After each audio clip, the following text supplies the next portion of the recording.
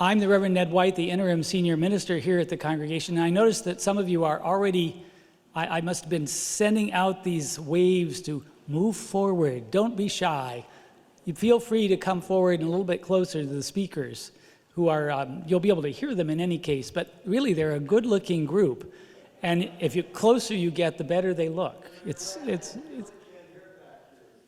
Yeah, so please don't be shy about moving forward. That's great. Welcome.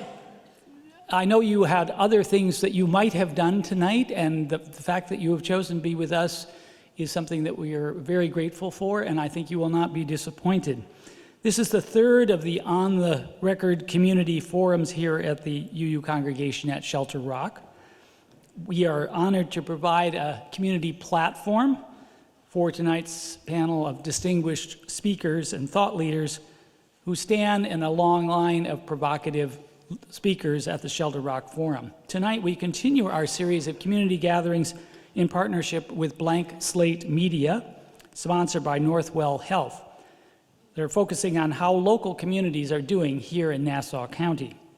Our focus tonight is immigration and how it affects us on Long Island, how it affects our economy, our educational system, our laws, our ethics, and our future. On the back of the program, you'll find some of our Unitarian Universalist principles, the first of which affirms the inherent worth and dignity of every person. That's every person without exception. Human worth and dignity knows no boundaries, no borders. Also, our second principle, justice, equity, and compassion in human relations. It is our honor to be able to host this discussion tonight. We're blessed to have an additional panel member tonight who has just returned from the U.S.-Mexican border, Lisa Votino-Tarrant, and she will be introduced more later. I have one request, that after the Q&A, before you leave, you'll see in your program a one-page little program evaluation. If you could fill that out, it will be very helpful to us as we plan future programs. So please do that if you can, and leave it with one of the ushers on the way out. Our next Blank Slate Community Forum is set for Thursday, May 16th at 7:30, a conversation with President and CEO of Northwell Health, Michael Dowling, an expert on changes actual and proposed in our healthcare system. And it would be appropriate tonight, when our focus is on immigration, to note that he himself is an immigrant to this country.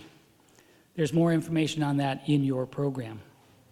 So finally, it is my honor and pleasure to introduce tonight's moderator for this evening and all of the Blank Slate Media programs, the eloquent and energetic journalist and Blank Slate Media publisher, Stephen Blank. Thank you very much. I'd like to get started, and thank you for coming here and tearing yourself away from the Mueller report to do so.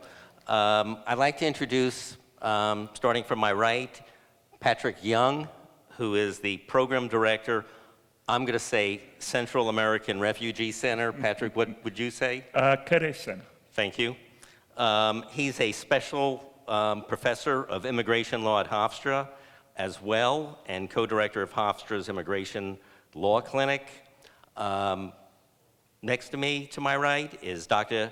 Ishma Chaudhry, who is the chair of the Islamic Center of Long Island and also the director of graduate public health programs at Hofstra. We got a lot of Hofstra people here. This seems to be a trend. To my left is Lisa Votino-Tarrant. She is a community organizer, a local activist who lives in Suffolk County. We won't hold that against you.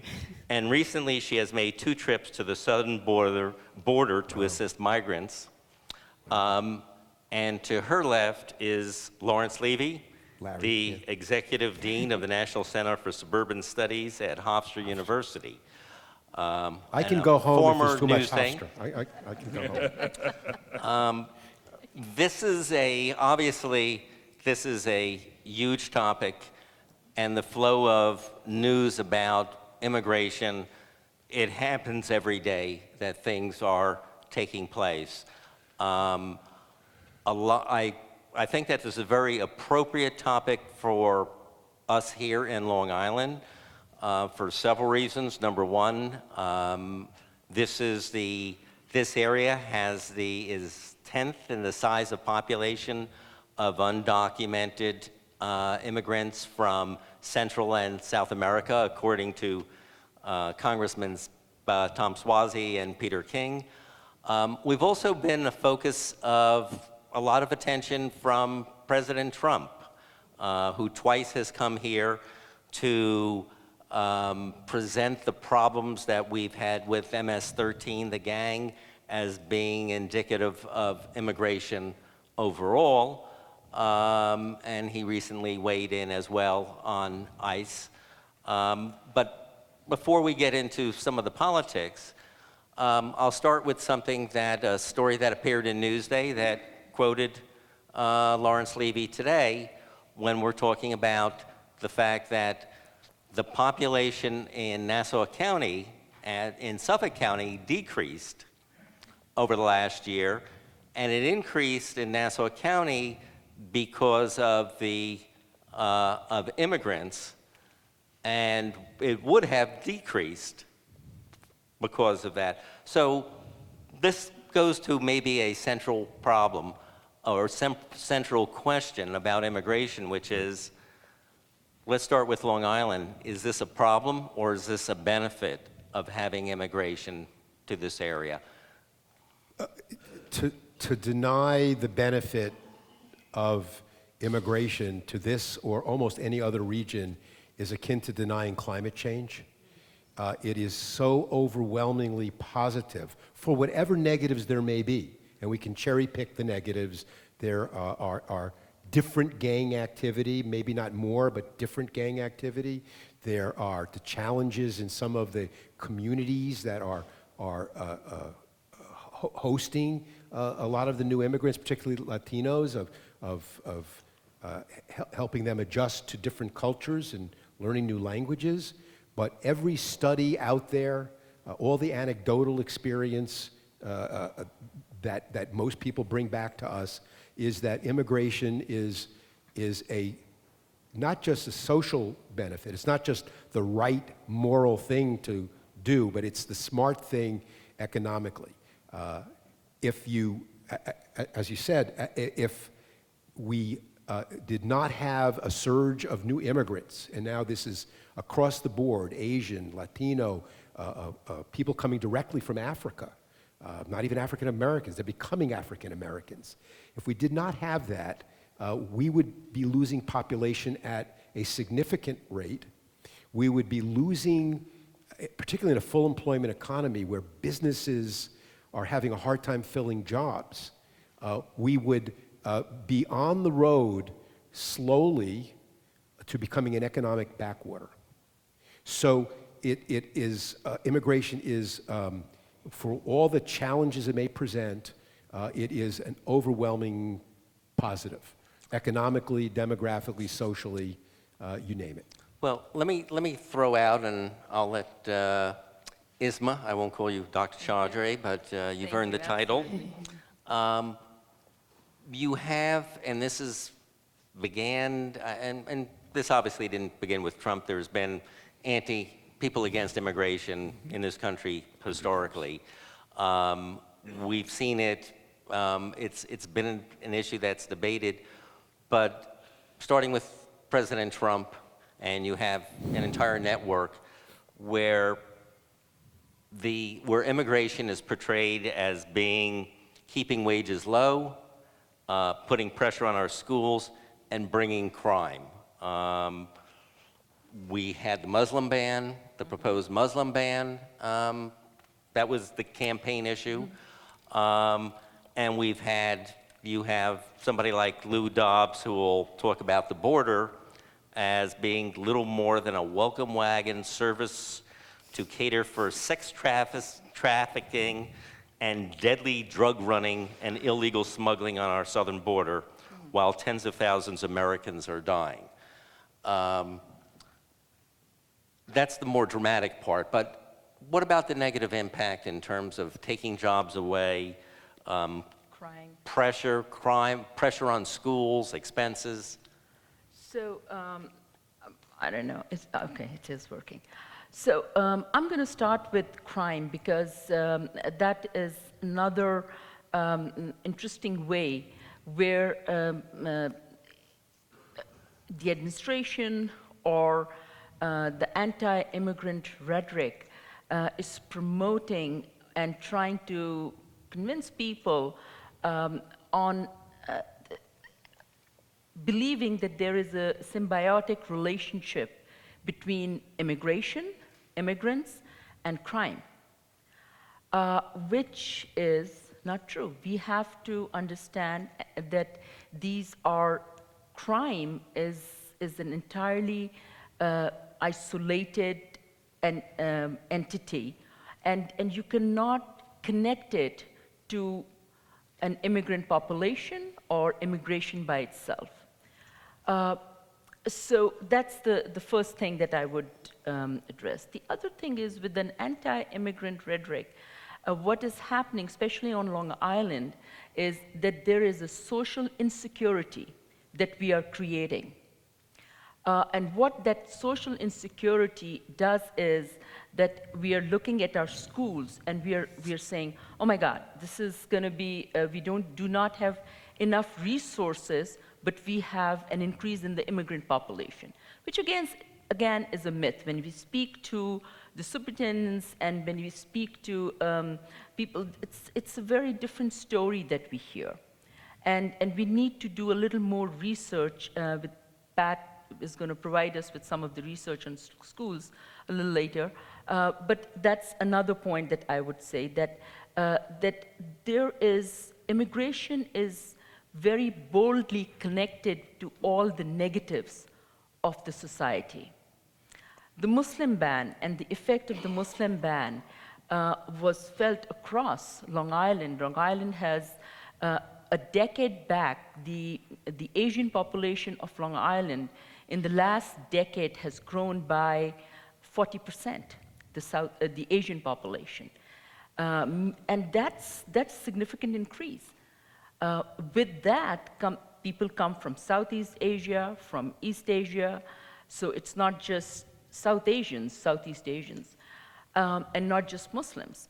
With the Muslims ban, especially targeting people from specific countries, it creates, again, a fear, again, a social fear, a phobia amongst people who are living in Long Island who are Muslims. People are afraid to go back. Recently, one of the residents who is from Pakistan is in the country legally. He's a resident at Northwell. And so he is afraid to go back. He's in his second year of residency. And he's not just one person. There are students who are over here who are afraid to go back to their country of origin because of that precedent of the Muslim ban. Once that was established and we went back and forth in a tug of war with that Muslim ban, every immigrant feels that there is a lack of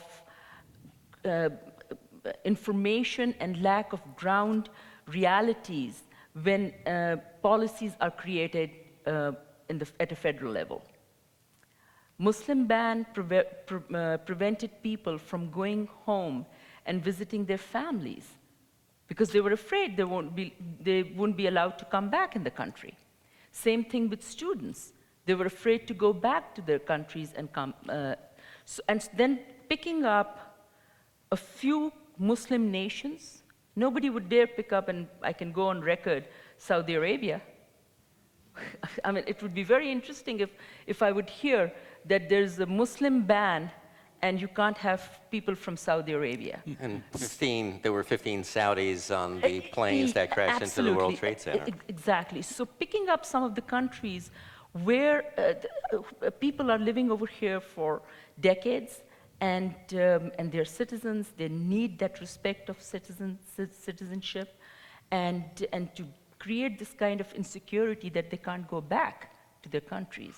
Well, and I'll ask Patrick this, From the start again, and this has been this administration's policy, that we're getting the wrong people coming here. Immigration is not wrong. We want people from places like Norway. That these are the wrong kind of people that are coming. We're not getting their best people. We're getting rapists and robbers and, and not their best people, is a thing that we hear, and that we should restrict it to people who are skilled and people from other countries. What's your response to that, Patrick? Boy, if you only knew the Norwegians. And we have a dearth of caribou herd tenders in this country that is not being met. We had Donald Trump come, not twice, he came twice as president, but he also came twice when he was a candidate running for president. In fact, I think Lisa and I were both there when he came 2 blocks from where Marcelo Lucero was murdered by a group of teenagers who were out attacking immigrants in Patchogue. There's 526,000 immigrants who live on Long Island. It's 1 in 6 Long Islanders is from another country. The notion that the immigrant community is defined by the 1,000 people who've been involved in MS-13 or other gang activity on Long Island is absolute nonsense. MS-13 is a dangerous gang. I was offered police protection at one point because I've been an outspoken opponent of MS-13 since the 1990s. But it is not an overwhelming or a particularly strong force within immigrant communities, and it's one which can be dealt with by police, school officials, village officials working with the immigrant community, because MS-13 is not targeting anyone in this room. I'm sure none of you took any precautions in coming here today just in case you encountered MS-13. MS-13 preys almost entirely on 12 to 18-year-old Central American children. If you want to counter MS-13, you need to enlist those children's parents and the children themselves. And you don't do it by stigmatizing the children. When I was growing up, I can think of being called Four Eyes. And I would go home and I would cry and I'd be so upset, just like a typical Four Eyes kid would be. And you think back to when you were a kid, you got called fatty or shorty or something, and that really made you feel horrible. Now imagine you're a Muslim child here and you're called a terrorist, or you're a Salvadoran child and you're called a gang member when you're not involved in any of these activities. Imagine growing up with that as part of your background. In Nassau County last year, we had the lowest murder rate in county history.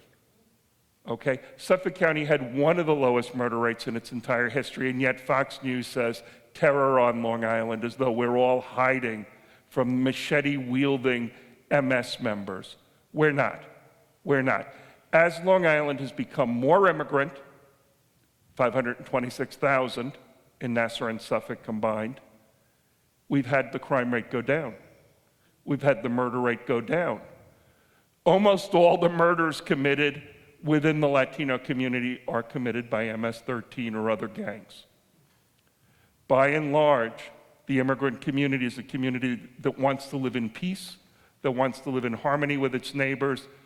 The rhetoric of the last 4 years has driven many members, particularly young and powerless members of that community, underground.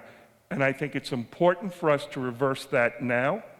I'm going to tell you that I work with school districts. I've been invited to a number of conferences of school superintendents, school principals, guidance counselors, English language learner teachers, used to be called ESL, right? They, for politically correct reasons, because Americans said, we don't want to call English a second language. It should be the first language. Well, of course, it was the second language because people knew a different language, right? Mm-hmm.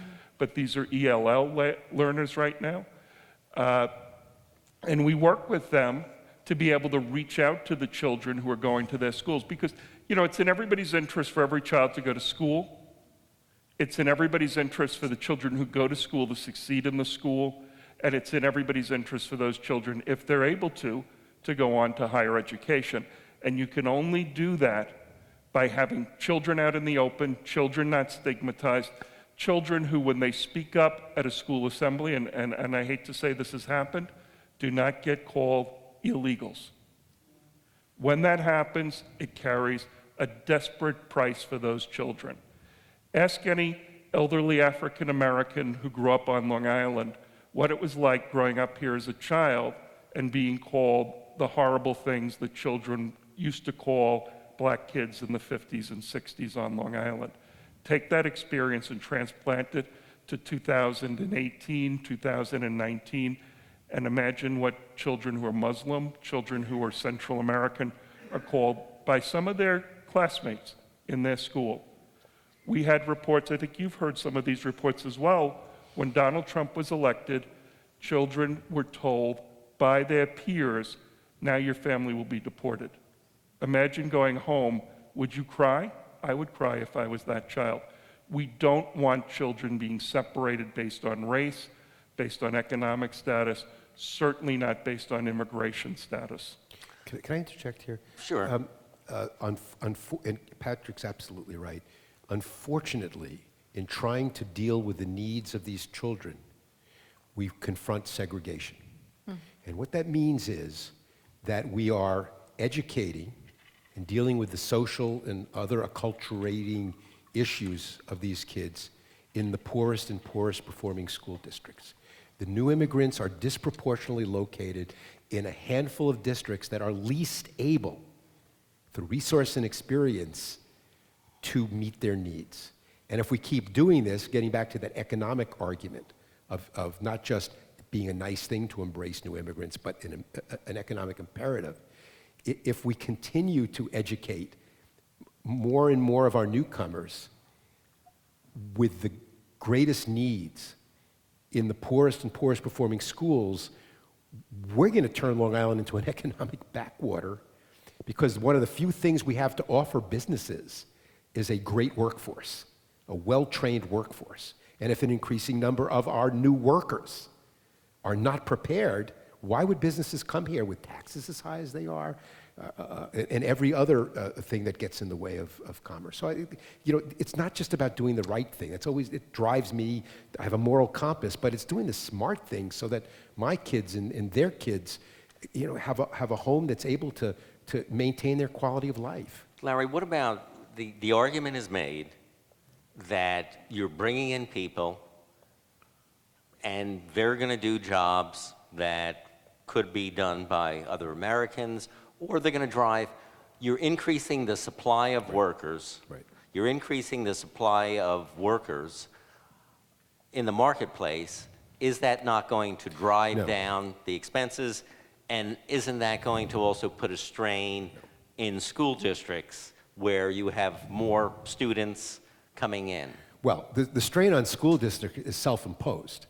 If we did not have 124 different school districts, and we didn't have 70+% of the minority kids on Long Island packed in 15% of the districts, that wouldn't be an issue. There would be resources for everybody.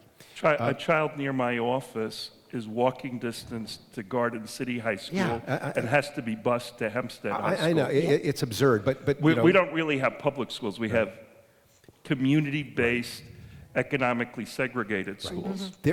Right now, we are in a blissful economic state of full employment on Long Island, more or less. There maybe is 2-3% unemployment, but that's functionally full employment. The challenge for the region economically is not creating new jobs, it's filling the ones that have been created. We can absorb everybody for now, at every level of the spectrum. And we have to be careful about stereotyping, and I sometimes do this myself, that these are low-end jobs, these folks are taking low-end jobs that cutting the lawns and washing the dishes. When we're talking about a workforce, we're talking about potential customers, investors, employees of businesses at all ends of the spectrum. Isma was a respected internist. I forget his first name, but Soto at Northwell, the chief marketing officer, the guy who created this whole Look North, Northwell logo, is a Latino.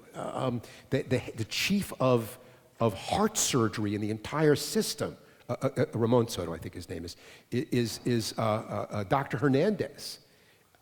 I mean, new immigrants are not just going to help you wash your dishes after you leave the diner and make sure that your lawns are manicured. They're going to operate on your heart, and they eventually, as they keep coming up the economic ladder, as my parents did when they moved out 2 generations ago, when all the people who controlled Valley Stream, the Dutch and the Germans, were wondering about what are all these mix kikes and wops going to do when they come to our community. Well, it worked out pretty good. My father dropped out of high school when he was 16 years old. And he ended up making a fine contribution, a little contribution to the economy.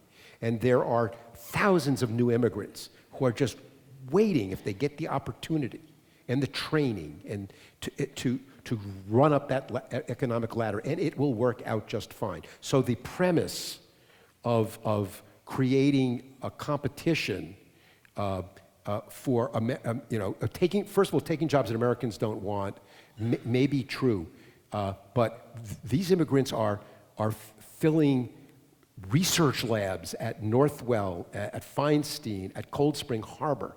They're filling classrooms, giving lectures to the next generation of engineers.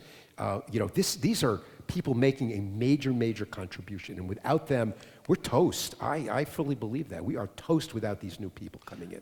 Lisa, let me ask you, you've been down to the southern border, which has gotten the great amount of attention. It's kind of interesting that I think 40% of immigrants fly into the country and overstay their visa. We haven't shut down the airports yet, or thought about it, except for certain groups. I just like, only if you're from certain countries. Present From company certain accepted. And I do see a few Moroccans and Syrians sitting over there, and some Afghanis as well. So, but the question is the southern border. We're told right now there's a crisis at the border. In order to respond to the crisis, that our government, at one point we considered shutting down the border. There's been actually the idea of building the wall, the idea of shutting down the border. I think that lasted about a week, and then everyone described the fact that what the negative impact would be to our economy. But what's taking place is there a crisis at the border? What is happening down there? And how are people that are trying to come into this country being treated? So there's absolutely a crisis at the border, but it has nothing to do with the safety of Americans. It has to do with how we're treating asylum seekers at our southern border. And it's very interesting to me that I have spent 15, 18 years working here on Long Island with a lot of undocumented people. And the rhetoric was always, they need to come in the right way. They need to come in the right way. And now I'm down at the southern border, and I'm working with people who are trying to come in the right way, and how they're treated is abysmal. I work with a little girl who's 4.5. She was put in a cage for 4 days in America. Just so we're clear, our country did that. I work with people who are in Tallahatchie Detention Center, where the closest legal aid organization is hours away. They often turn away lawyers. We don't know what happens in those facilities. And I was fortunate enough to end up being in Tijuana when Trump started the return to Mexico policy, which meant you turned yourself over for asylum to US authorities. They processed you, and then they put you back in Tijuana, which kind of left you in legal limbo. The paperwork one of my guys brought back had about 8 or 9 pages of lawyers, pro bono lawyers. That was last updated in July 2014. None of them would come to Tijuana. So the estimates there are, Tijuana was is stressed with a lot of homelessness to begin with. There's also a lot of deportations that they send people back to Tijuana. So not only are we dealing with that, but then we're now dealing with asylum seekers, and now asylum seekers brought back to Tijuana. And There's no services. There's no, you have to pay to use the bathroom in Tijuana. Asylum seekers don't have money. Many people sleep in the streets because the shelters down there are, they're supposed to have 40 people and they're at 240 people. So it's not good. And everybody that's been detained, has turned themselves over for asylum, have come back with the same stories of being verbally and physically abused. After the failure of the Western democracies to take in Jews fleeing Hitler, okay? That was the stark failure. People were left to die in Central Europe, in Eastern Europe, and in France. So we had a change in an international setting. We also had domestic laws passed beginning in 1980. And the process for someone to apply for refugee status from Central America is to come to the border and present oneself at the border. That is not evading the law. That's what the law requires.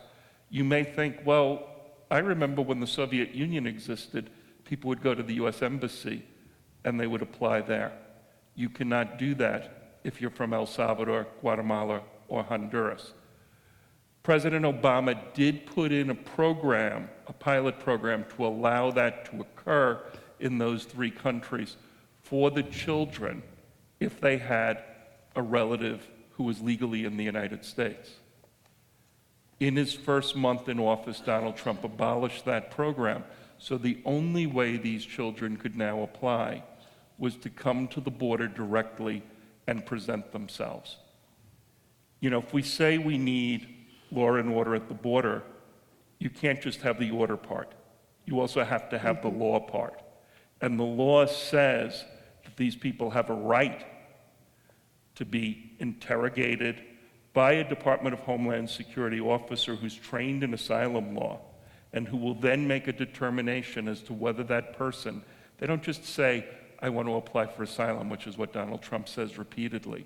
They have to go through an extended investigation before they're allowed into the United States. And even after they've been allowed into the United States, they then have to appear multiple times in court, often over 1 or 2 years, in order to have their case heard by an immigration judge, a trained immigration judge. And what did we hear last week? Donald Trump said, I don't want to have any more judges. You know what that's done for recruitment for the immigration judge corps? Judges are leaving in record numbers because they're being asked to do things that are illegal. Yep. And they cannot get replacements because someone who's graduated law school wants to keep their law license. And if you engage in violations of law, at some point, state bar associations will remove your license. So what we're seeing is not a promotion of law and order at the border, but a promotion of a system of chaos. That's what you saw. Oh, Two yeah. of my lawyers went down in January. That's what they saw. It's awful. This is not the asylum system that we saw a number of years ago, 3 years ago. And we're also seeing a lack of complete control at the border. We had declining numbers of people coming in illegally at the border during both George W. Bush's administration and Barack Obama's administration, and we're now seeing an increase in arrests at the border. Isn't that actually still true? The people that are coming over those are the people that are coming over the border into the country. Isn't the crisis right now the people who are giving themselves up at the border Yeah, and and you seeking can asylum? speak- why don't These are you speak people that more- are seeking asylum. I'm going to recommend that Lisa answers that because she was just down there. Yeah, what are you seeing? Are these people that are sneaking in? No. Or are they people that are giving themselves up and asking for asylum, which is under our law is legal? And I would note, just before So she this starts, is legal an immigration. Inspector General's report, and the Inspector General monitors what their employees of the Department of Homeland Security said that in their interviews with detained people who had evaded the border, in most cases, those people had first presented themselves at the border and had been refused what they were lawfully entitled to, which was a brief hearing in front of an asylum officer. And after days spent sitting in Mexico, they decided to try to evade and come in illegally. So Lisa, the people that are coming now, who are these people that are seeking asylum, or are they people sneaking over the border? These are people seeking asylum. I will tell you that when somebody... And where are they from? These are people from, are these Mexicans who we've been discussing, or where are they from? Most of the people I worked with were El Salvador, Guatemala, Nicaragua, Honduras, although we did see a good amount of Haitian and many from Africa, Russia, and Iran. So Ecuador has an open visa policy, so many people travel to Ecuador and then travel up to either El Paso or Tijuana. Tijuana was seen as the easier port to cross, so many of the families went to Tijuana. So when Trump was talking about the big migrant caravan and everything, that was very Central American So this is what's known as the Iron Triangle Yes. of countries where, and what is causing, I think the numbers are now 100,000 a month are coming to the border to give themselves up. What is causing this mass influx principally from those countries? Horror stories. I would say I worked with hundreds of people, with the exception of one person. Everybody was fleeing violence from gangs. A lot of times, people we deported back to their countries. If people from the government, people from their military that are having issue, part of the gangs now, they're totally destabilized. Their countries, if they stayed, there was an imminent threat of death. So everybody always says, like, why would they come here? They're stuck in Tijuana, because it's significantly better than what would have happened. And how far, from Guatemala or Honduras or El Salvador, how long a trip are they making to get to the southern border in some of these cases, or in many cases, to be turned away? It's about a 2.5-month walk. And then once you get to Tijuana, In miles, how much is that? Oh, I have no idea. Lots and lots. But they're walking. They're Mucho. mucho miles. Mucho Can I kilometers. interject something? I don't mean this, and I hope it doesn't sound partisan, and I hope it doesn't sound paranoid, because I don't like to be partisan in public, and I certainly hope that I don't come across as paranoid. But whether somebody... Lawrence will be available after the meeting where Right. he's willing to be partisan. But whether you agree or whether you agree or disagree with what the president is doing, it is clearly part of a political. It's part of a political strategy, and the president has clearly made the determination that if he is going to win re-election, it is going to be with his base. In 2016, it was the base plus 5%. Soft Republicans who may not like Hillary Clinton, and they'll come back home. And that's what happened. Now he's made the determination that there is no middle ground. I'm going to go with the 42% that brung me. So this, again, even if there was some method, a policy method to what has been described as the madness at the border, it is clearly part of fulfilling this agenda because the base loves this. I watch this happen, and here's the paranoid part. When I see that the Director of Homeland Security is dismissed because she did not pursue a very small part of Homeland Security's agenda as aggressively as he wanted, I'm wondering, have they taken their eye off the bigger the problems, the real problems? One of them, of course, is the rise of white nationalism, where most domestic violence is by white people, white Christian people. Not to denigrate anybody who's Christian, and I wouldn't propose throwing all Christians in jail and deporting them from the country because of this. But I'm really starting to worry that in the pursuit of a political agenda, or even if it were a legitimately felt policy agenda, we're missing the bigger picture and making ourselves less and less secure. Just something to throw out there. Some of it, and go ahead if you want to. Okay, so I wanted to make 2 points. Something that Pat said, and Lisa, you said, that there is a process of lawful interrogation, which is legal. But we are not realizing that we have kind of very interestingly moved the focus from interrogation or a lawful means of immigration to harassment and abuse.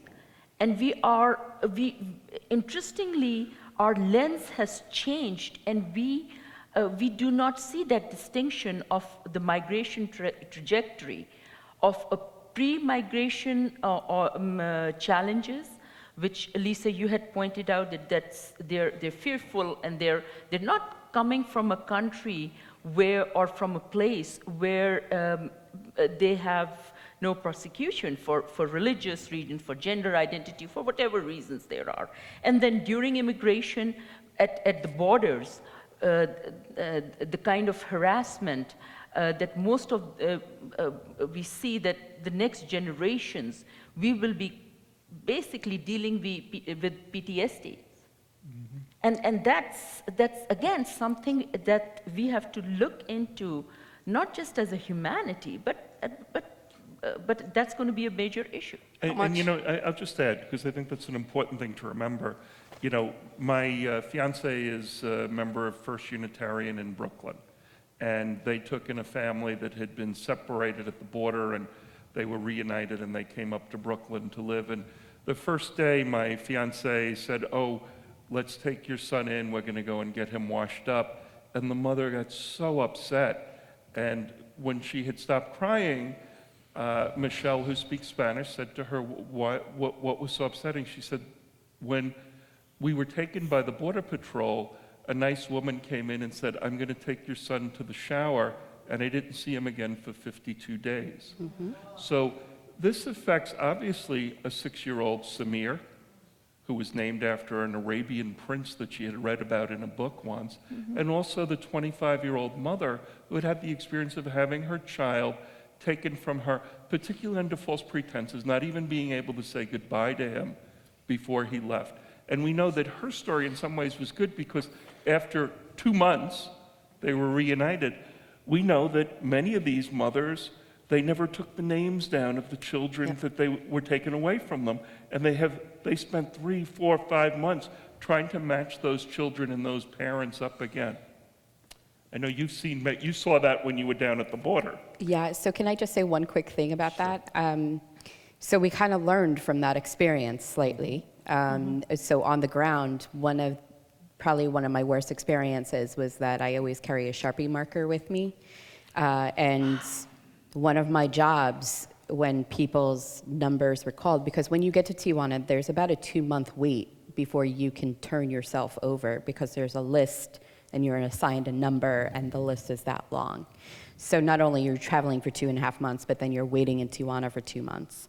But when somebody's number is called and they're going to present themselves for asylum that day, I had to write parents' names and contact information on 6-week, 8-week-old infants' backs, because the government claimed that they had no idea who these kids were.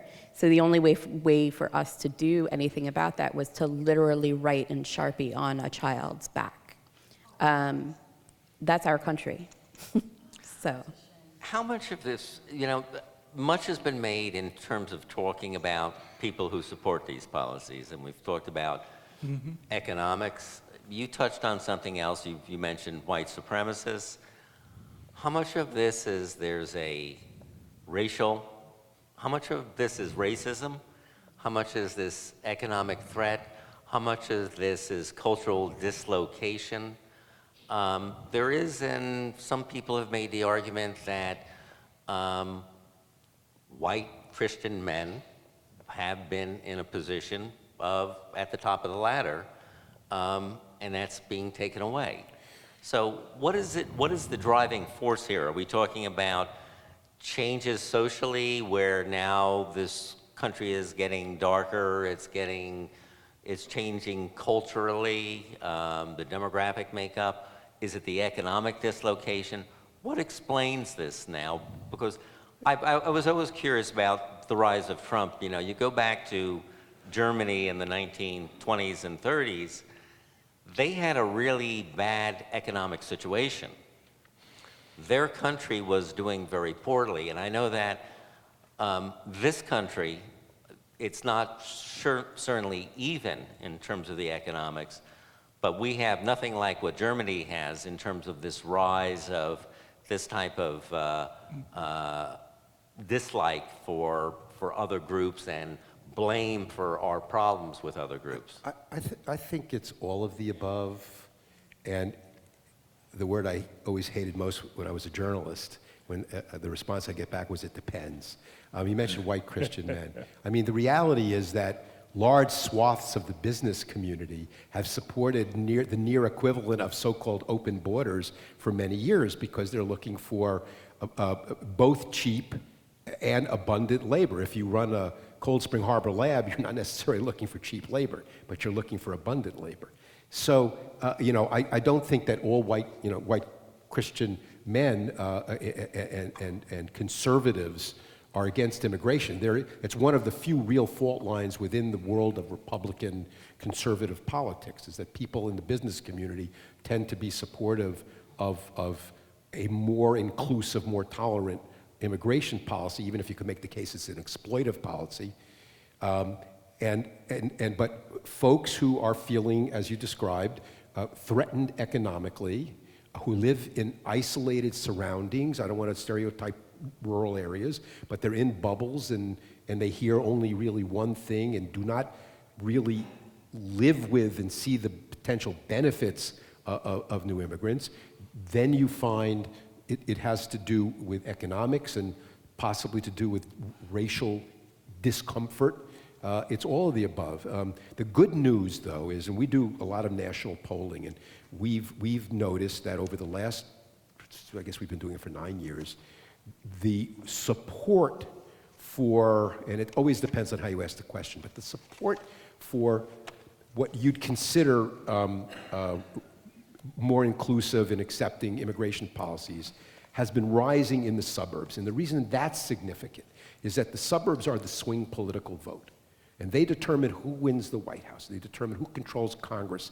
And they have a big say on specific policy issues by virtue of the 40 seats that the Democrats picked up in Congress were virtually every one was wholly or substantially suburban. So we've been seeing, the support for DACA and Dreamers is very high in the suburbs now. The support for immigrant driver's license is not. So there's a delta there. But you can't blame the lack of support for driver's licenses among people who support Dreamers as racism. It has to do with, I would argue, because I am a supporter of the immigrant licenses, for economic reasons and for public safety reasons. There's information that's not getting out to the public, and eventually, suburbanites who kind of take their time with new things will come up and accept that. So it really is a complicated playing field, to borrow a cliche. You know something, Larry? One of the things that's really interesting, because I've talked to pollsters about this, is you find the greatest fear of immigrants in areas where the fewest immigrants live. Yes. It's a very interesting thing, right? Trump said, I'm going to dump all of these immigrants in the sanctuary cities, and the sanctuary cities said, why is that a bad thing? Why would that be a bad thing? We're a country because it scares his base, and that's what he's trying to do. Well, we're a country of immigrants. We're also a country of immigrant haters, and there's always been a contest. I think the issue of race goes back. The very first immigration laws we had were the Chinese Exclusion Acts. The Chinese Exclusion Acts were passed specifically and explicitly in order to create a white man's republic. Okay, that's not something that some 21st century professor said.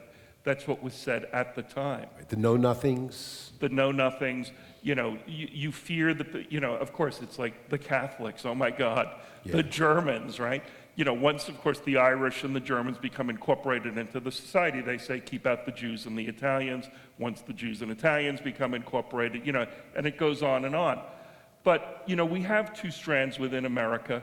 Fortunately, in most cases, most of us have followed Abraham Lincoln, who, when the Know-Nothings were dominating parts of the Republican Party, said, once we get rid of the liberties that are in the Declaration of Independence and we say, they don't apply to the Negro, they don't apply to the immigrant, they don't apply to the Catholic, I'd rather move to Russia, where they take their tyranny unalloyed with hypocrisy.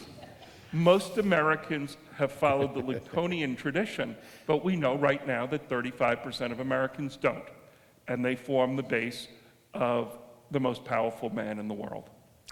What, we will get to this. Our forum is divided into two parts. One which I get to ask the questions, and the second part is you get to ask the questions. So I'm going to ask my final question before I turn it over to you.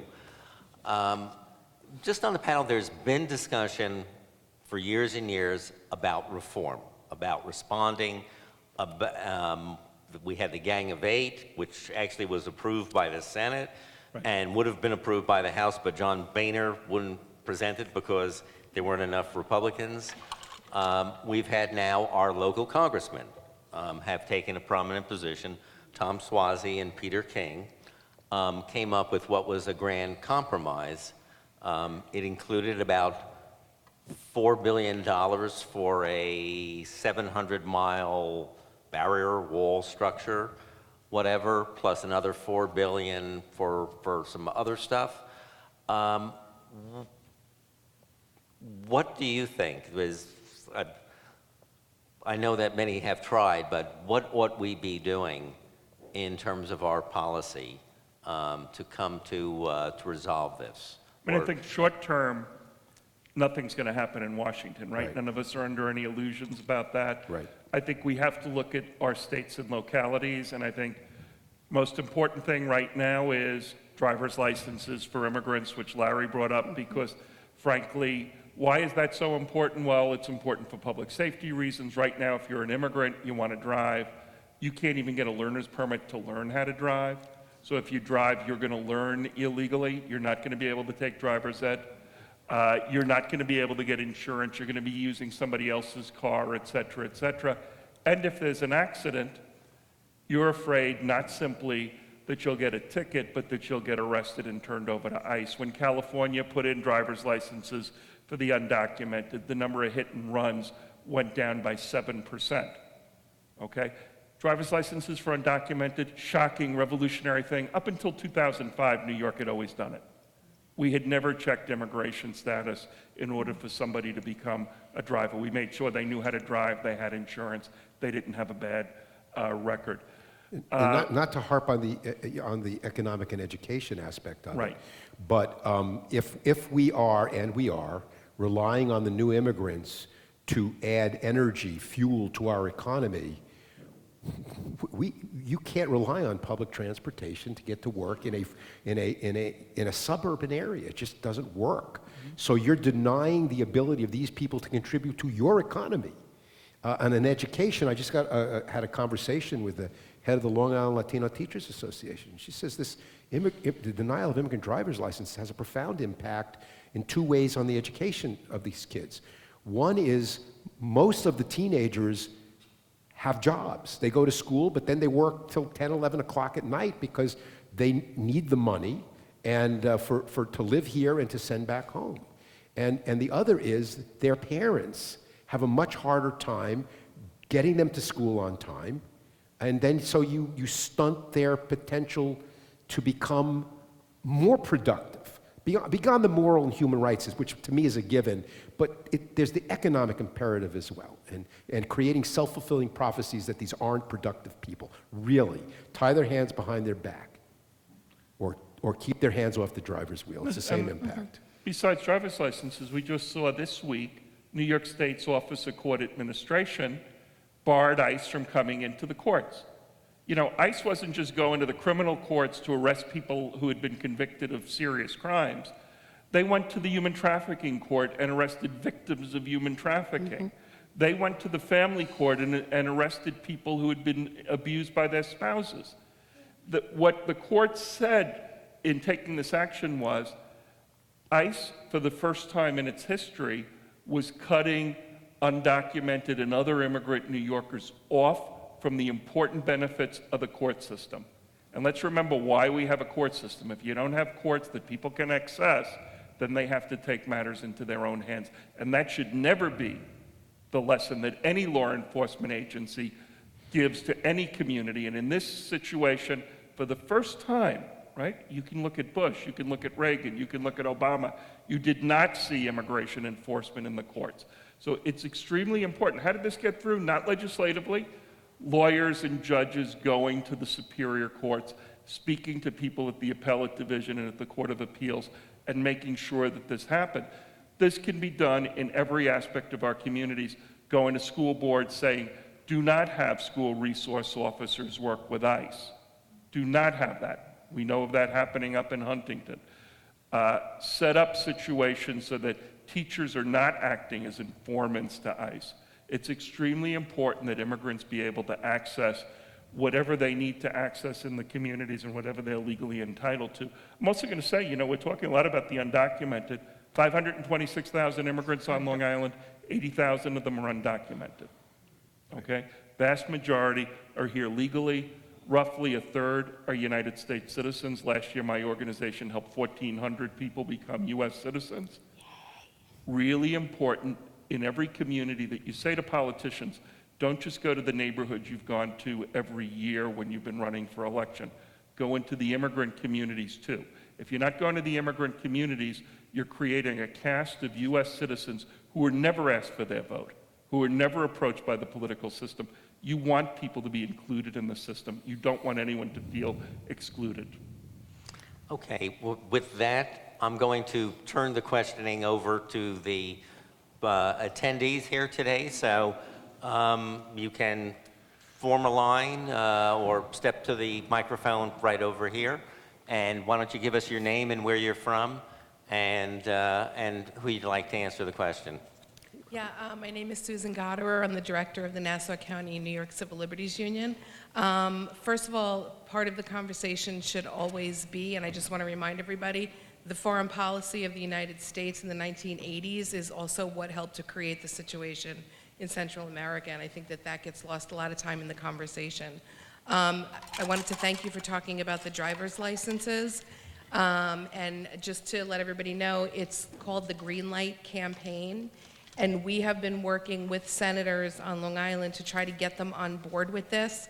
And what How they- many of them have signed up for it? Can we get? How many of them? Yeah, Yeah.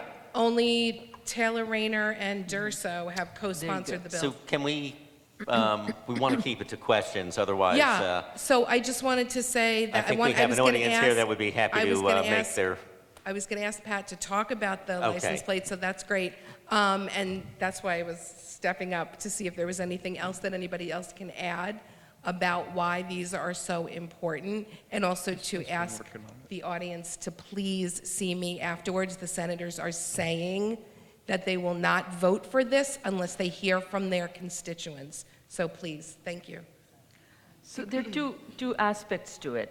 First of all, there was talk around your question, and it's important to understand that at this time, we have a very fragmented system.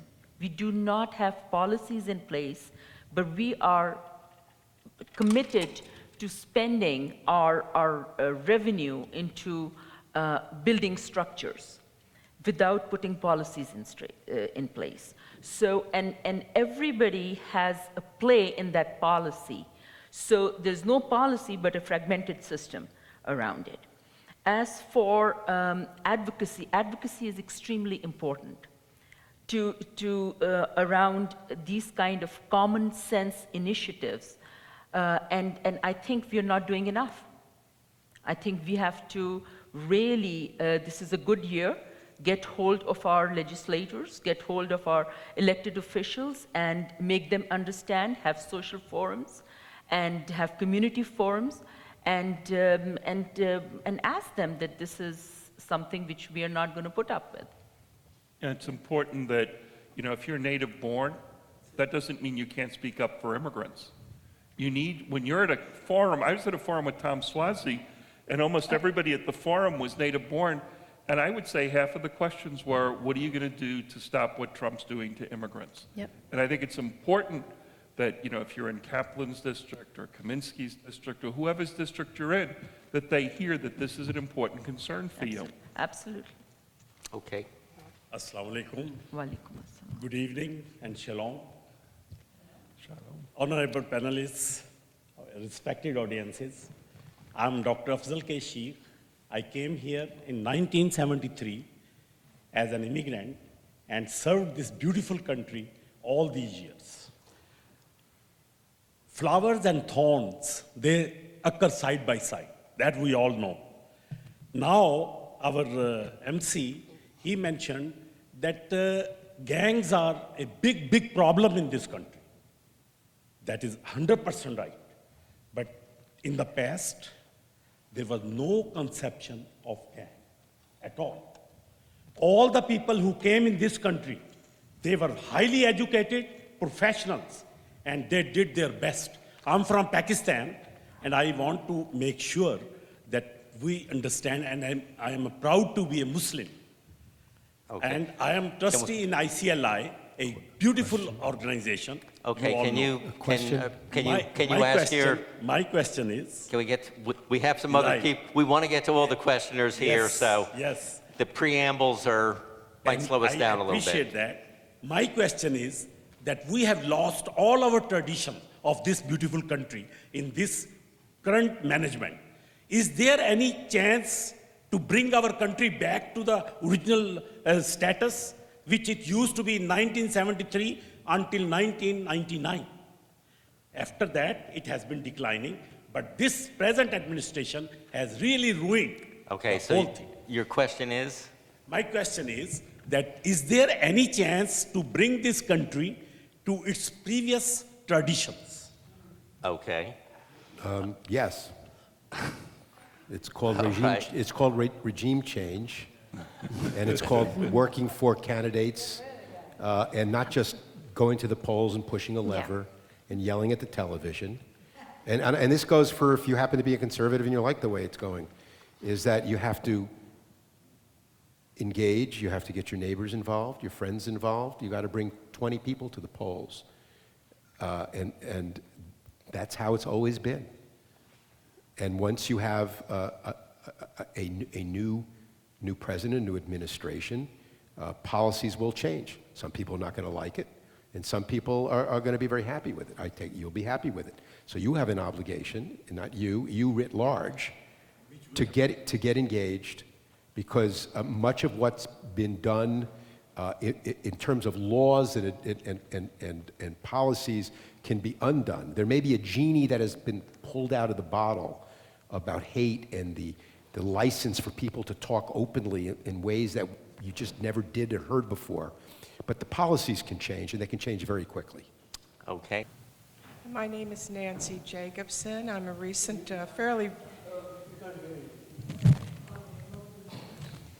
well, I'll try to speak into it. Sorry. Oh, that's easy. Good. So my name is Nancy Jacobson. I'm a recent, in the last 2 or 3 years, returnee to Nassau County.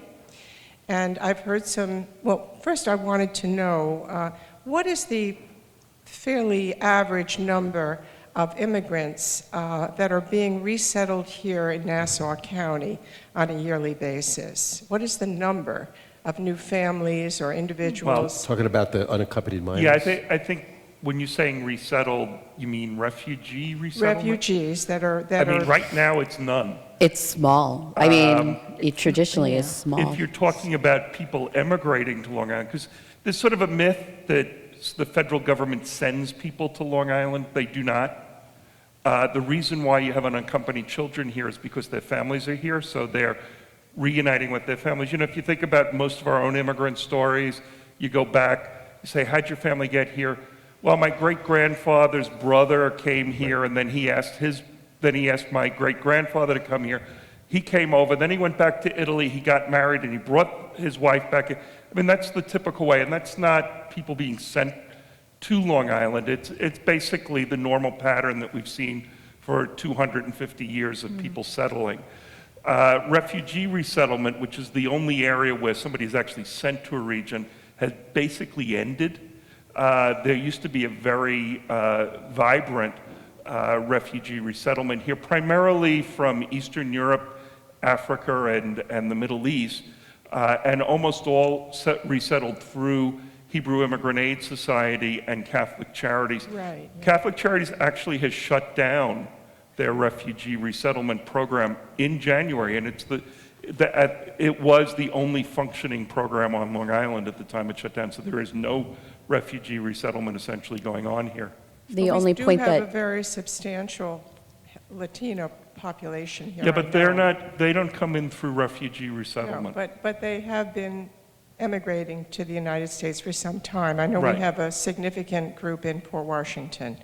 And I'm just wondering to what degree you're aware that they become harassed by ICE or the police in public spaces.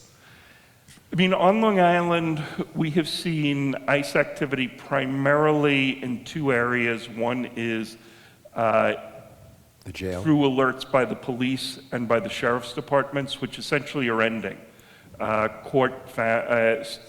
second division, appellate division in New York State courts found that it was illegal to detain people based solely on an immigration warrant. That decision was the Francis decision. New York Civil Liberties Union brought that case. Susan in the back, hey. You know, very important that that practice has been ended. It was illegal. We are not seeing any mass raids going on Long Island. We're also not seeing traffic stops. Those have been going on in other parts of the country. There have been ICE going to people's homes. They often don't have warrants that allow them to go into the homes, but they convince the person who's in the house that they do have a warrant. They go in, and once the immigrant opens the door, basically they can then take the people into custody if they can determine that they were born in another country. Okay, we're gonna go on. Okay. Thank you. One to a customer. I'm the only one who gets to ask multiple questions. Good evening. I'm Ben Borton, the membership coordinator here. Thank you very much for your informative presentation. My impression from your remarks and from other items that I read in the media are that the three Central American countries to the north, Guatemala, El Salvador, and Honduras, are so riven with gang violence that people are moved to make that harrowing journey across Mexico on foot a lot of times, or go with untrustworthy coyotes. To what extent are the governments of those countries unable to control the gang violence in the countries, and is there any merit in the international community assisting those governments, or are the governments in some cases in the pockets of the gangs and therefore Or vice versa. The systems in those countries are politically corrupt and polluted. So there is nobody who's watching for law and order, and it's not in their interest either to have law and order. So that's basically, and then that's a vicious circle. They keep feeding the same system, as unfortunately we are feeding the same system. Yeah, you know, I'm old enough to have lived through the wars in Central America, having visited during the civil wars. And El Salvador, believe it or not, was the fourth largest recipient of United States aid during the 1980s, right? A little bit behind Afghanistan. And sort of similar to what occurred in Afghanistan, right? We're all very aware that the minute the Russians left, the U.S. lost all interest and said, now somehow restore civil society after hundreds of thousands of killings. In Central America, you had 250,000 Guatemalans killed, 80,000 Salvadoran civilians killed. You know, you had massive spending by the United States on killing Central Americans, and then the minute the war ended, the minute the Cold War ended, frankly, the U.S. lost all interest. You know, you could think of the South after the end of the Civil War. It becomes a place of lawlessness and politically motivated and then criminally motivated murder.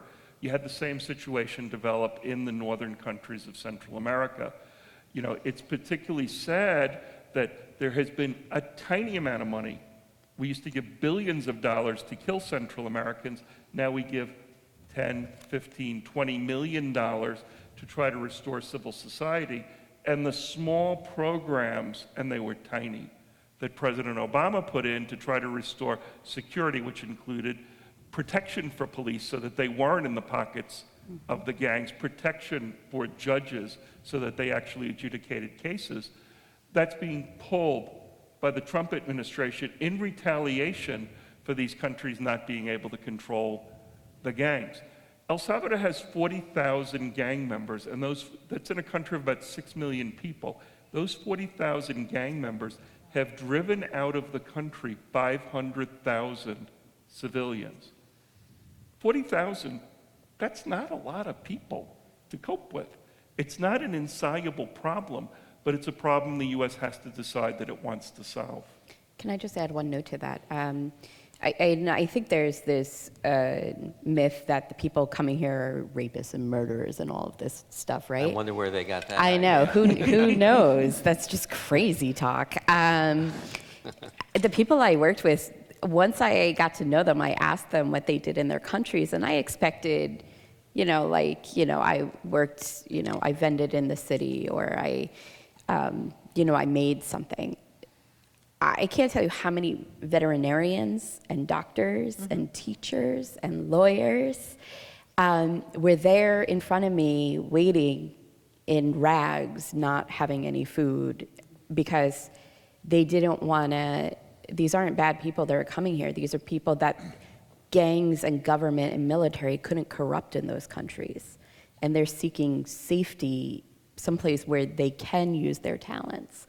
And as far as Central America goes, all we need to do right now is look at Venezuela, right? Our policies in Central America contributed a lot to these issues.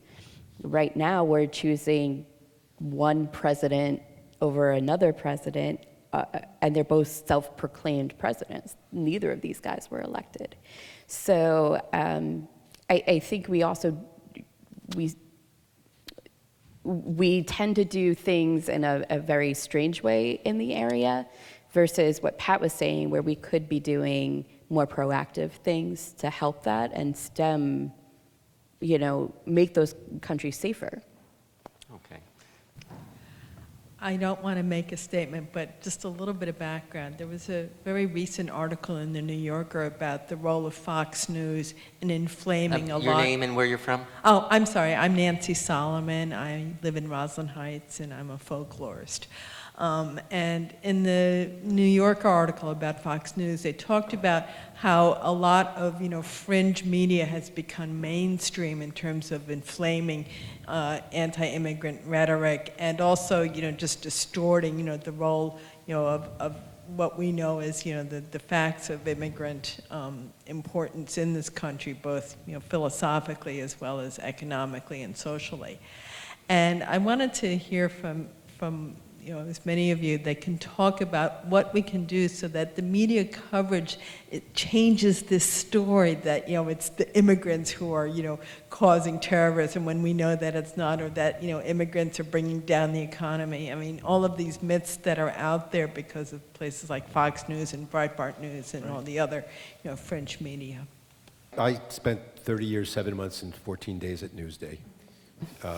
So I've had some experience in the media, and I think the landscape has changed so much, it's so fragmented, that I don't think there's anything you will be able to do to smother the voices that you think are divisive.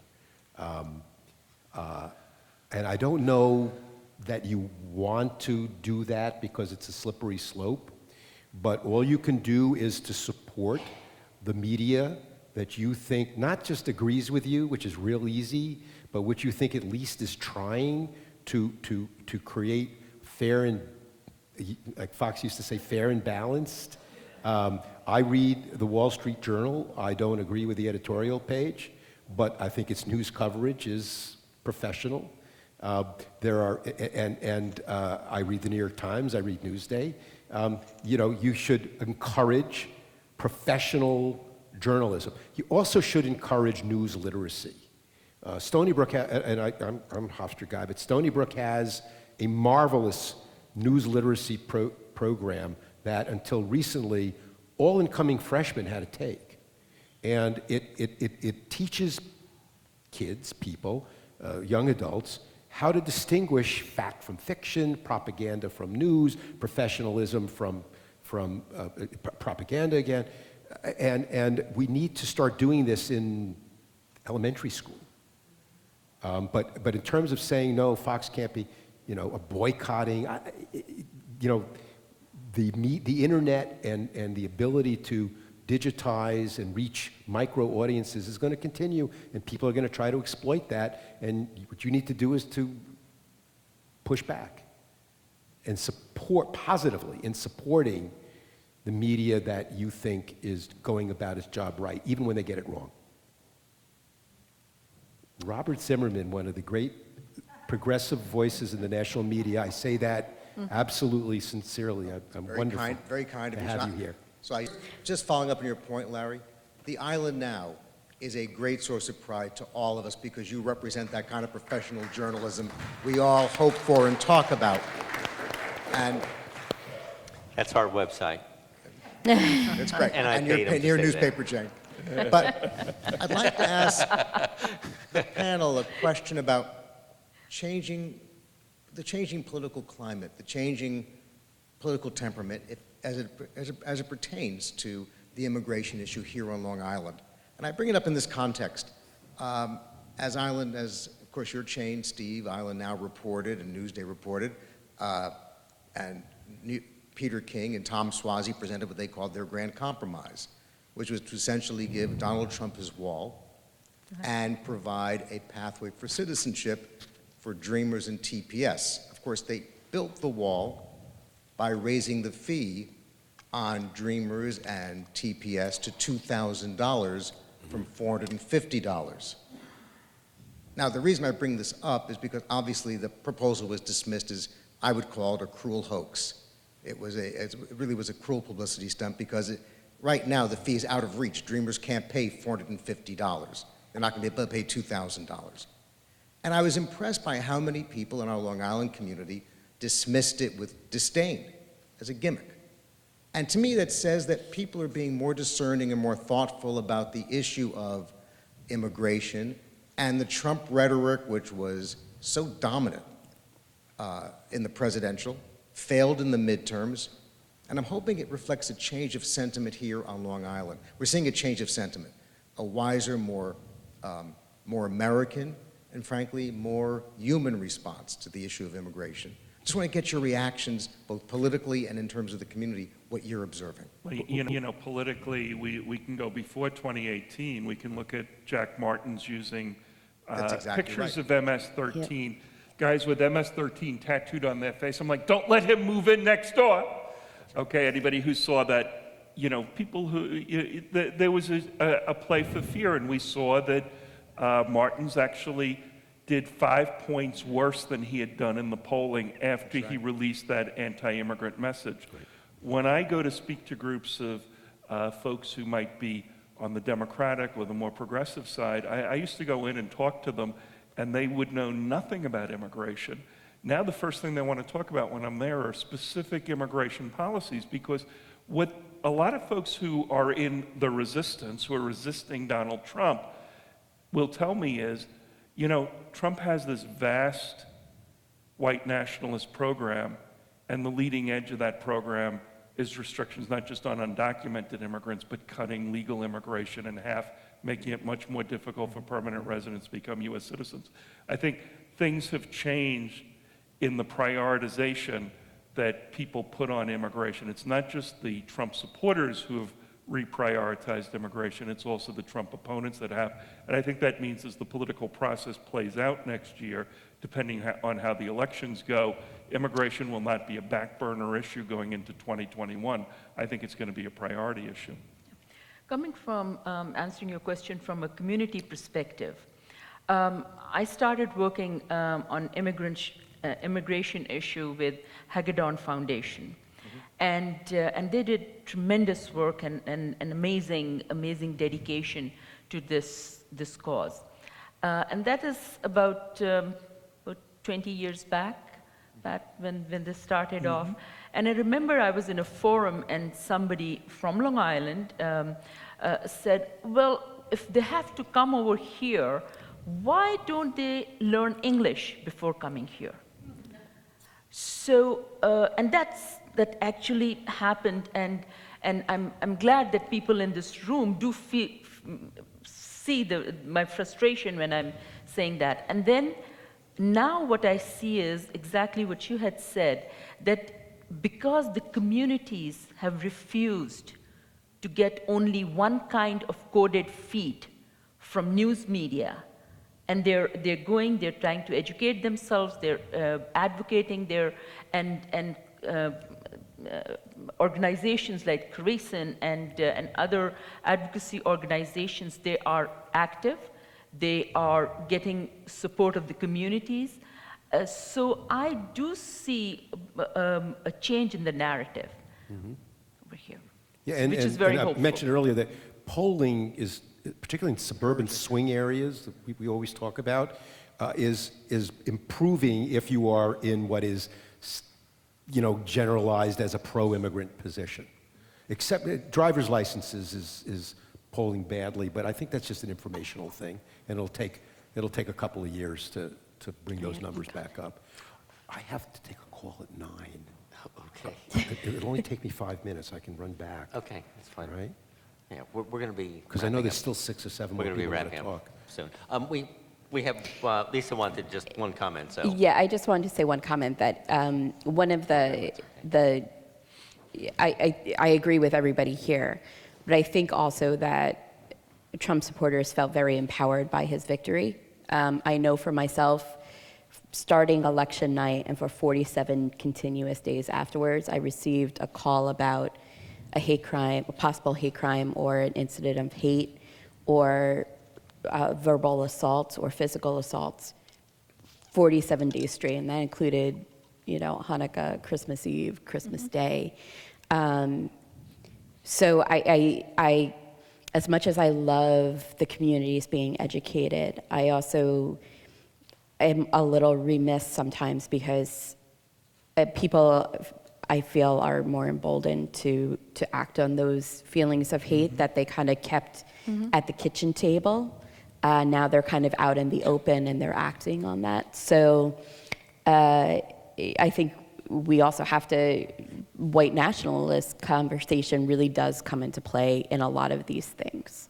Well, and Lisa knows that when we had Steve Levy out in Suffolk County, the No more relation. he talked, the more he talked against immigrants, the more hate crimes went up. And now we have somebody who's got a vastly larger megaphone. Right.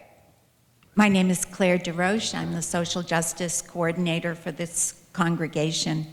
My question has to do with ICE at the Nassau County Jail. There's been a lot about it in the news these last few months because of decisions made by our county supervisor. I think it's a bad thing to have them there. I would like to know, why are they there? Is there a legal reason? Do they have to be there? And if they don't have to be there, what can we do to convince our county officials that they need to say definitively to ICE, go find your own office? It's very easy. What do? Call Laura Curran and say, don't do this anymore.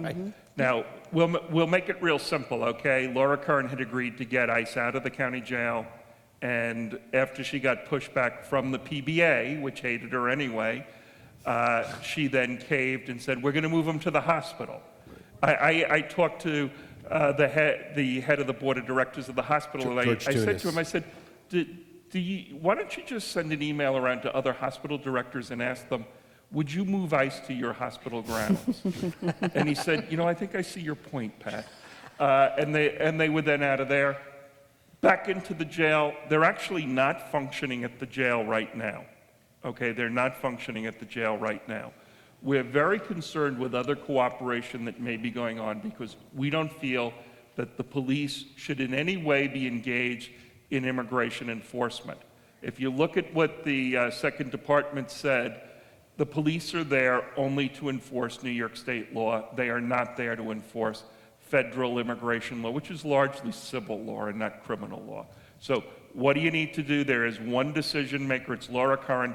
Since ICE is largely non-functional at the jail, it shouldn't be that hard to say to them, get your own damn office. We don't have the IRS at county government.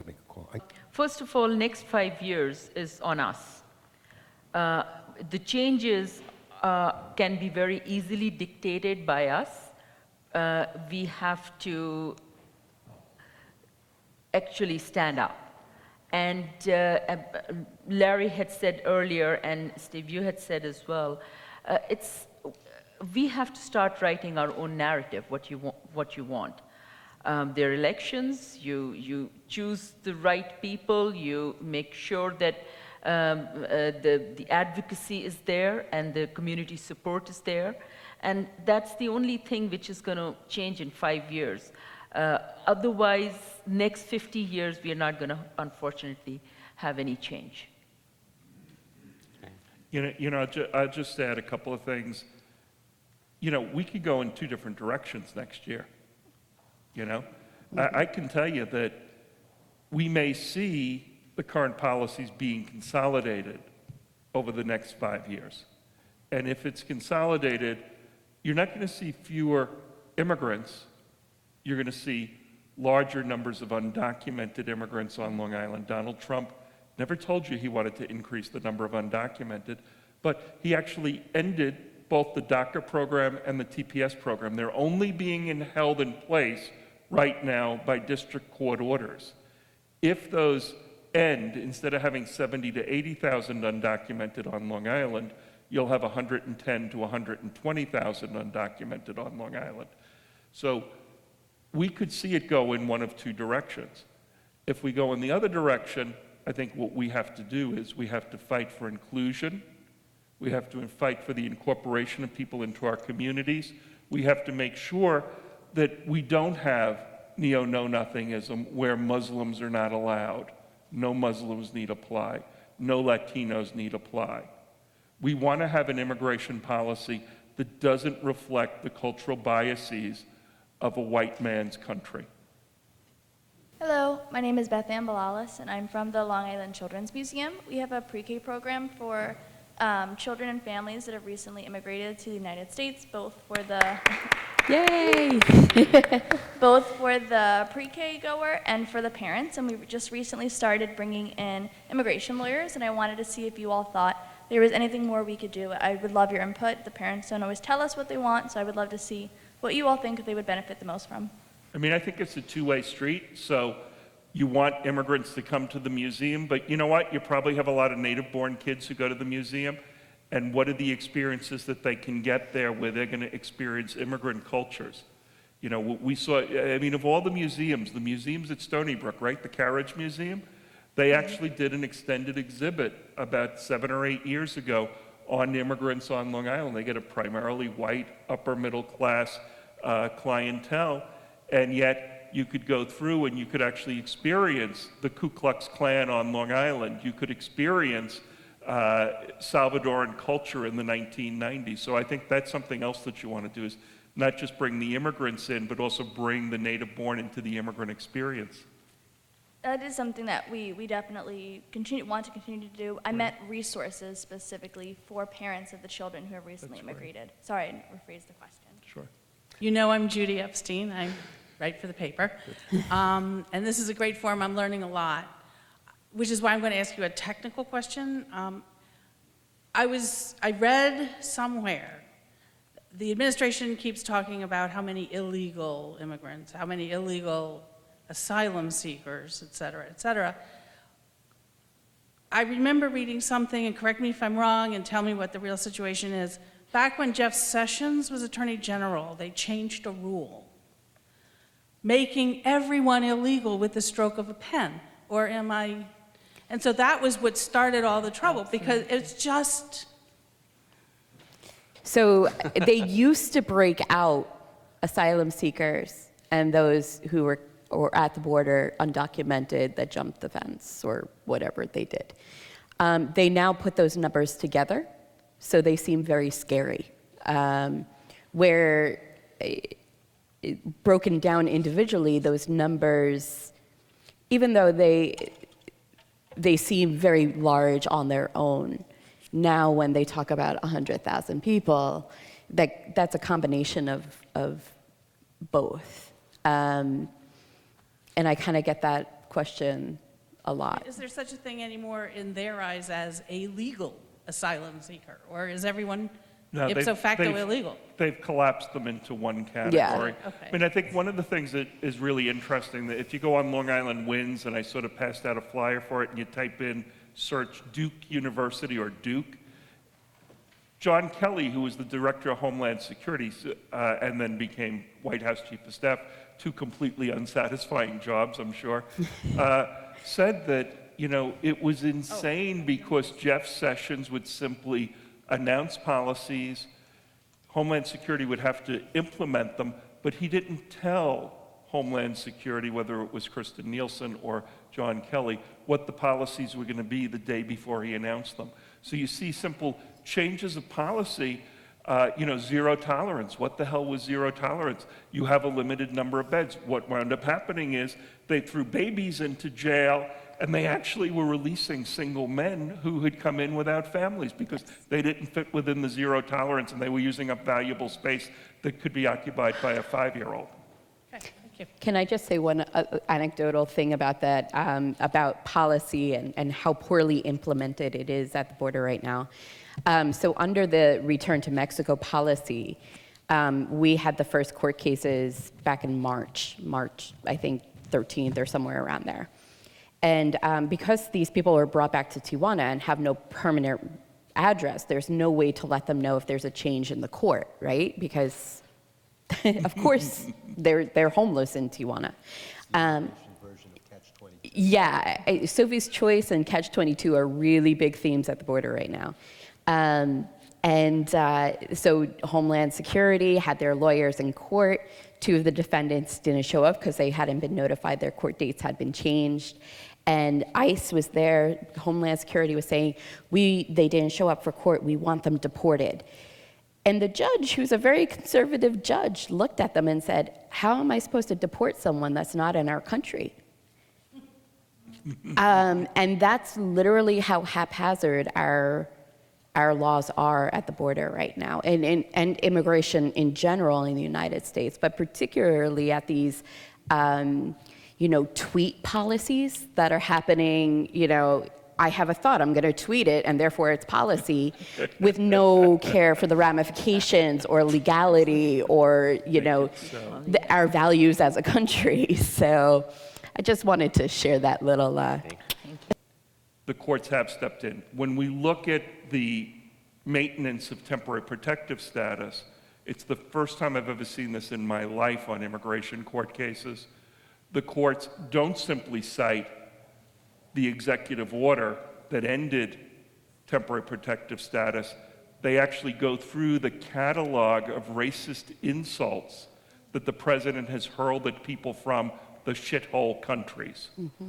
And that quote appears in every single decision in the different district courts. Every judge is aware of that. They're going beyond the simple ban, the supposedly facially neutral ban on people coming from places like Syria, et cetera, to look at the actual animus against the Muslim religion that's been expressed by the president. I have to say that for the first 2 years of the Trump presidency, only the courts have done their job. Mm-hmm. Unfortunately, we know the courts will be changing over the next 2 years. And I think there lies the rub. If the courts change significantly, we will see a flouting of not only domestic law, but also international law. The Constitution incorporates international law into the domestic law of the United States. We're parties to many treaties on human rights. So far, the courts have continued to enforce them. But I fear what one more Supreme Court justice might change. And tell us. My parents were legal immigrants. I am married to a legal immigrant. What I would like to know is, if someone is here in the country illegally, why is there a problem with deporting them? If they're not here legally, you should be able to deport them. And whatever happened to E-Verify, which was the whole basis of the granting of the asylum by the Reagan administration, and part of that whole agreement was that, okay, we'll let these people here illegally stay. However, from now on, if you are here, you have to have a permission to work, and it was part of this E-Verify program. What happened to that? Yeah, E-Verify wasn't part of the 1986 Act. There was an amnesty granted by Ronald Reagan, which was coupled with employer sanctions. The employer sanctions still exist. That's why when you go to apply for a job, you're asked for proof that you're legally able to work. The enforcement of that law has been remarkably unpopular. You know, if you think about who business owners are, we know that, for instance, in Vidalia in Georgia, where the famous onions come from, when there was a crackdown on employers who employed undocumented workers, and roughly 50% of farm workers are undocumented in the United States. Strangely enough, your children are not going out to pick crops. What they found was that it was actually the Republican congressmen from that area who were the most upset with the enforcement of employer sanctions. So the employer sanctions were set to be directed specifically against the employers for hiring undocumented. And let's remember, for the first 200 years of American history, you didn't have to check documents before somebody could work. So essentially what you do have is you have laws that involve, you know, we could think of Sonny Bono, right? Sonny Bono got fined, and I think he got fined $2,000 for hiring. Donald Trump his organization hires undocumented immigrants. You know, why isn't it enforced? Well, why aren't there stronger penalties? Because frankly, when there are strong penalties, it means a local employer is going to go out of business. A contributor to politicians' campaigns is not going to contribute money. You know, I think that it's a fairly common set of motivations. Should everyone who's undocumented be deported? I mean, I think it's unrealistic to think you're going to deport 11 million people. And I think you have to make a determination as to what you do with the 11 million. You know, we've had employer sanctions, we've had ICE, we've had raids, we have mass deportations, right? President Obama had the most deportations in history up to that time, and yet we still have undocumented immigrants. These things don't end undocumented immigration unless, you know, perhaps right now apple pickers in upstate New York make $15 an hour and they find almost no native-born people who want to do that job. When Alabama passed laws that made it almost impossible for undocumented to work, they did not find that people left impoverished parts of cities in Alabama to work in the fields. They actually wound up going and importing Somali refugees who had settled in Minnesota to come down to Alabama to harvest the crops. So, you know, I would say one thing would be, if you want to end undocumented immigration, encourage your children to become busboys, dishwashers, encourage them to mow lawns, or mow your own damn lawn, right? I mean, you could mow your own lawn. How about the Embarcadero program that used to exist, which I think is something that we probably should be looking at, because a lot of the things is economic migration. Okay, I'll interject because I think I don't want to overcome our stay, and those cookies inside aren't going to eat I want some themselves. cookies. So I want to thank everyone for the excellent questions, and we can continue our discussion inside. Thank you for attending.